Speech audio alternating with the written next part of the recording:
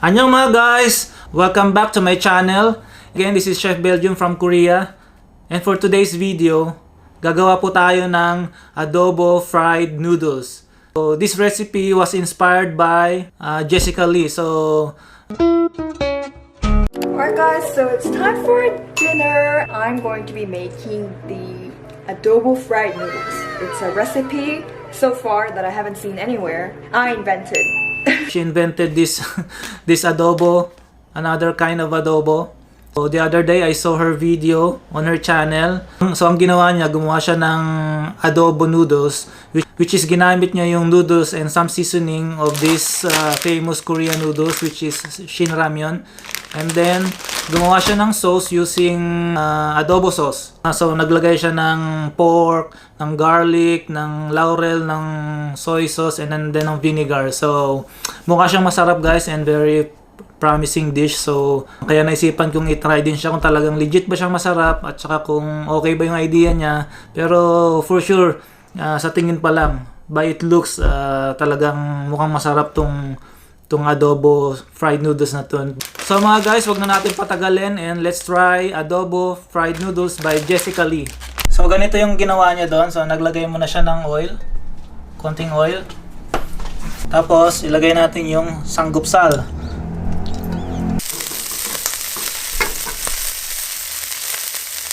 Ating bawang, yung ating garlic.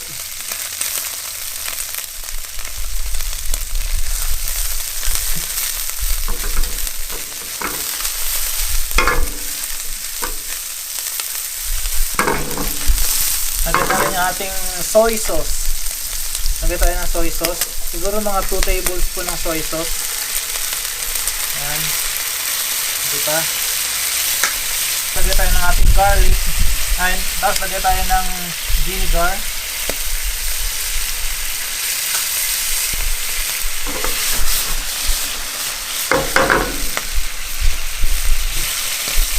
Tapos lagyan tayo ng konting water.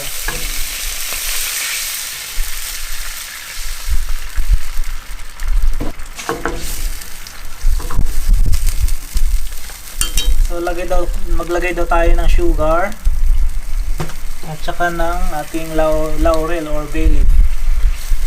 Tapos i-simmer lang natin to ng mga 5 minutes hanggang maluto yung ating sanggupsal at saka maging adobo sauce. Ayan.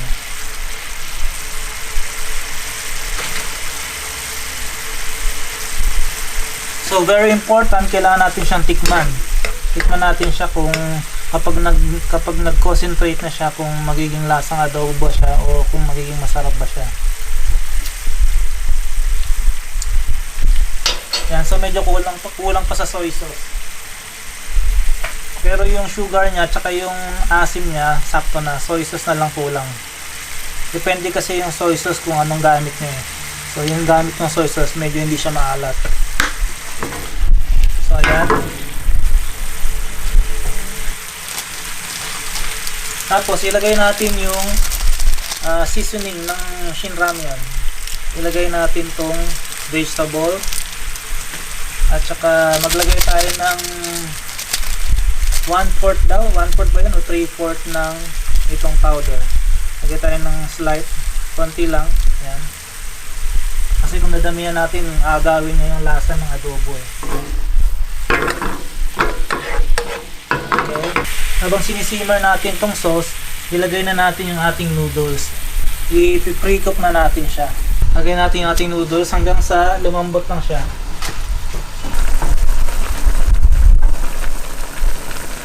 So okay na to.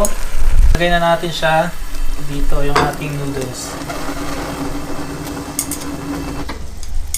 So remember guys, hindi ko masyadong niluto yung noodles para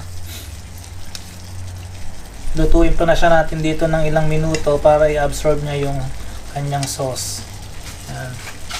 So lakasan natin yung apoy natin para mabilis siyang ma-absorb, kasi hindi rin masarap yung noodles kapag nasobrahan sa luto, kapag malata na. Ayan, mukhang stir fried noodles na talaga siya, mukhang adobo na talaga. So kapag nakita natin medyo lumapot na yung sauce, okay na yan. I-turn off na natin yung apoy at i-absorb pa ng noodles yung ating sauce. Ayan, so ready na yung ating adobo noodles stir fry. Ayan.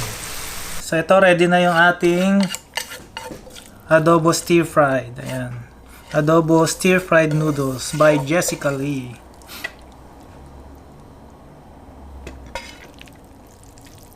Yun, no?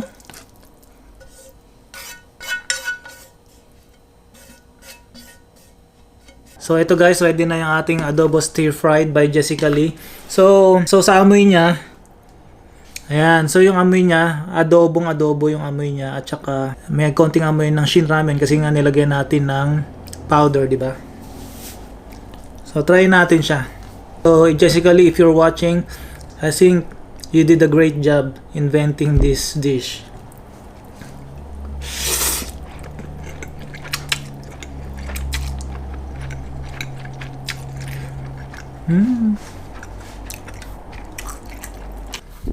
The taste is really nice, you know, with the adobo taste and shin ramen taste mix. So napakasarap niya.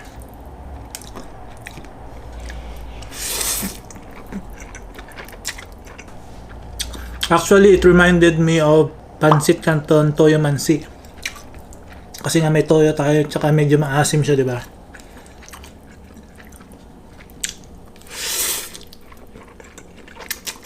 So mga Filipino abroad, if nag-crave kayo sa pancit canton, try nyo yung, kung wala kayong mahanap na pancit canton at gusto nyo kumain ito, try nyo itong shin ramyun adobo. Yung tong recipe ni Jessica Lee, talagang pancit canton yung lasa niya at saka napakasarap talaga.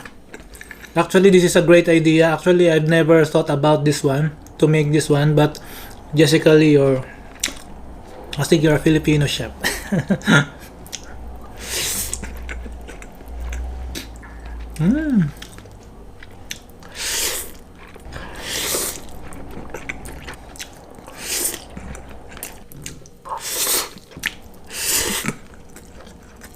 Wow, the best. Wow, talaga grabe, nabusog ako. So napakasarap niya mga guys. I think you should try this at home. Punta na kayo sa mga Korean store at bilhin na kayo nitong shin ramyun at try nyo na rin yung recipe na to. And for Jessica Lee, you did a great job. You did a very nice combination of taste with Korean and Filipino dish. So para dun sa mga subscriber ko, please subscribe to Jessica Lee's channel. Most of her content are featuring Filipino, about Philippines. So Jessica Lee, thank you very much for this recipe. And if you like this video, please hit the like button. And if you are new to my channel, please consider subscribing. If you want to learn more about cooking and Filipino food, please subscribe to my channel and hit the notification bell para updated kayo every time meron tayong bagong video.